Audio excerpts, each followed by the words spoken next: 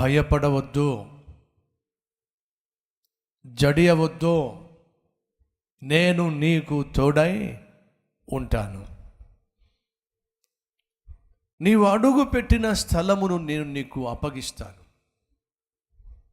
నీ ఎదుట ఏ జనము నిలబడకుండా నేను చేస్తాను. నేను నీకు ఇచ్చినటువంటి ధర్మశాస్త్రమును నీవు చదవాలి, ధ్యానించాలి, బోధించాలి. ఆ ధర్మశాస్త్రము ప్రకారము నీవు జీవించాలి. ఫలితంగా నేను నీకు తిరుగు లేకుండా చేస్తాను. ఇదంతా కూడా యెహోషువతో దేవుడు చెప్పాడు. 1వ అధ్యాయము 1 నుంచి కొన్ని వచనాలు మీరు చదివినట్లయితే నేను చెప్పిన సారాంశాన్ని మీరు చూస్తారు. యెహోషువ దేవుడు చెప్పిన మాటను నమ్మాడు, బాధ్యతను స్వీకరించాడు. దేవుడు చెప్పినట్టుగా చేసుకుంటూ వెళ్తున్నాడు. వాగ్దాన భూమిలో అడుగు పెట్టాలి అంటే యోర్దాను నది దాటాలి.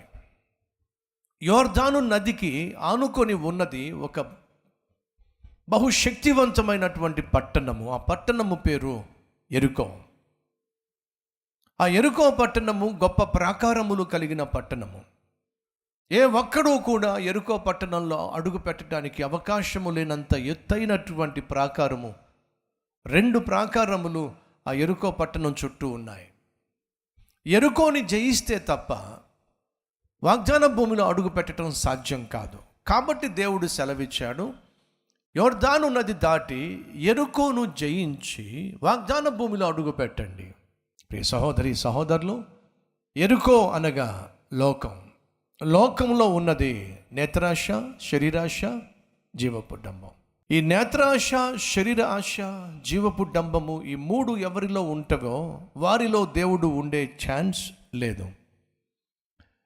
లోకము పాపమునకు సాదృశ్యం, దేవుడు పరిశుద్ధతకు సాదృశ్యం. పరిశుద్ధుడైనటువంటి దేవుడు పాపిష్టి మనిషిలో హృదయంలో జీవించడం సాధ్యం కాదు. పాపము పరిశుద్ధత 2 కలిసి ఉండడం సాధ్యం కాదు. వెలుతురు చీకటి 2 కలిసి ఉండడం సాధ్యం కాదు. నీళ్లు నూనె 2 కలవడం సాధ్యం కాదు. మీరు వాగ్దాన భూమిలో అడుగు పెట్టాలి అంటే మొదటిగా యెరికో పట్టణాన్ని మీరు జయించాలి. పరలోకంలో మనం అడుగు పెట్టాలి అంటే మనం పాపాన్ని జయించాలి.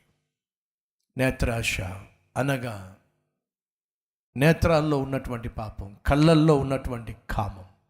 శరీర ఆశ అనగా శరీర ఇచ్ఛ. ఈ శరీరాన్ని సంతోషపరచడానికి మనిషి తలపెట్టే తలంపులు కావచ్చు, చూసే దృశ్యాలు కావచ్చు, చేసే పాపిష్టి పనులు కావచ్చు, జయించాలి. జీవపు డంబము అనగా గర్వము. నీ గురించి నువ్వు చాలా ఎక్కువగా ఊహించుకుంటూ ఉంటావు, తలస్తూ ఉంటావు, నువ్వేదో పైనుంచి ఊడిపడినట్టుగా మాట్లాడుతూ ఉంటావు. నీ మాటల్లో గర్వం కనిపిస్తుంది, నీ నడకలో గర్వం కనిపిస్తుంది, నీ చెప్పేటటువంటి కబుర్లలో గర్వం కనిపిస్తుంది, బడాయి కనిపిస్తుంది. నాశనానికి ముందు గర్వం నడుస్తుందట, ఘనతకు ముందు వినయం నడుస్తుందట. కాబట్టి గర్వముతో జీవించే వాళ్ళు ఎప్పటికీ కూడా వర్ధిల్లడం సాధ్యం కాదు, పరలోకానికి చేరడం సాధ్యం కాదు. దేవుడు చెప్పాడు, యెరికో పట్టణాన్ని నాశనం చేసేసేయండి, వాగ్దాన భూమిలో అడుగు పెట్టండి అని చెప్పి ఒక మాట అన్నాడు. యెరికో పట్టణము నాశనం కాబోతుంది. నేను చెప్పినట్టుగా మీరు చేయండి, యెరికో పట్టణం కూలిపోతుంది. నేను చెప్పినట్టుగా మీరు చేయండి, యెరికో పట్టణం కూలిపోతుంది.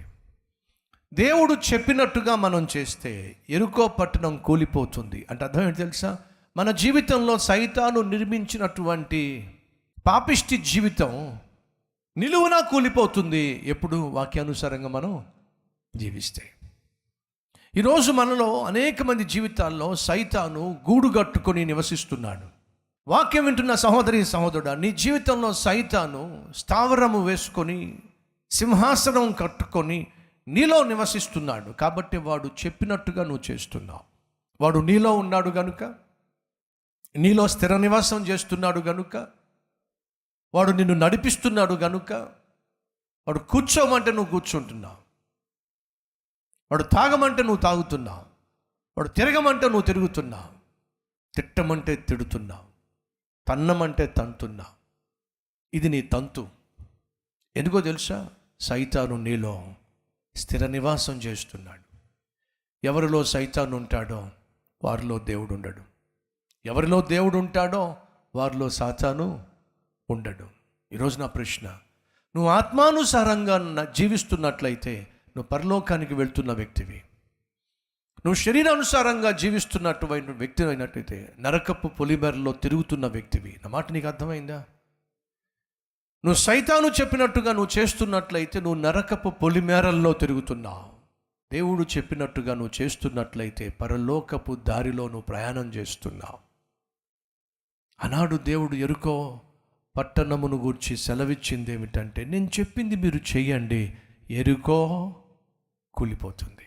దేవునికి ఇష్టునిగా నువ్వు జీవిస్తే దేవుడు నీ పేరును ఆశీర్వదిస్తాడు, కీర్తినిస్తాడు, కిరీటాన్ని ఇస్తాడు, అనేక మంది కన్నీళ్లను తుడిచేవాడిగా నిన్ను చేస్తాడు.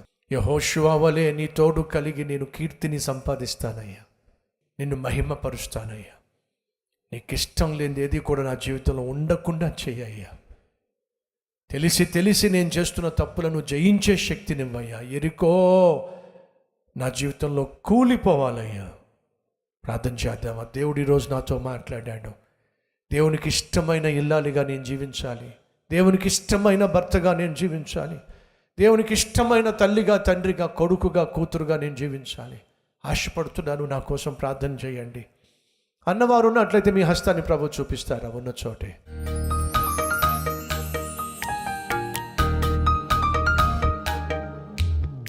మహాపరిశుద్ధుడు అయిన ప్రేమ కలిగిన తండ్రి, బహుసూటిగా స్పష్టంగా మాతో మాట్లాడావు అయ్యా.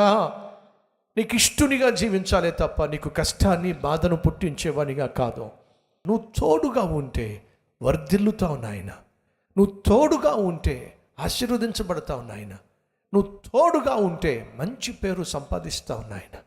నీ తోడు మాకు దయచేయ్యా. మా ఇల్లు వర్ధిల్లాలి అంటే మా ఇంట్లో నువ్వు ఉండాలి. మా ఉద్యోగంలో మేము వర్ధిల్లాలంటే నువ్వు మా ఉద్యోగంలో తోడుగా ఉండాలి. మేము చేసే వ్యాపారంలో నువ్వు తోడుగా ఉంటే ఆ వ్యాపారం వర్ధిల్లుతుందే. చదువులో వర్ధిల్లాలి అంటే నువ్వు తోడుగా ఉండాలి అయ్యా.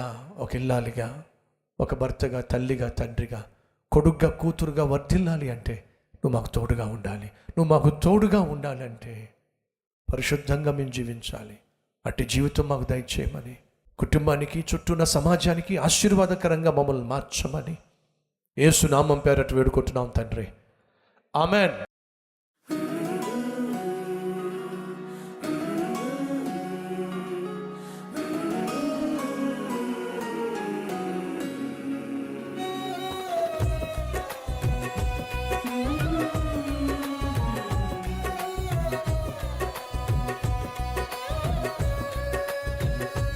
ఈ డైలీ డివోషన్ మీకు ఆశీర్వాదకరంగా ఉంటే 10 మందికి షేర్ చేయండి, లైక్ చేయండి, ఒక కామెంట్ పెట్టండి.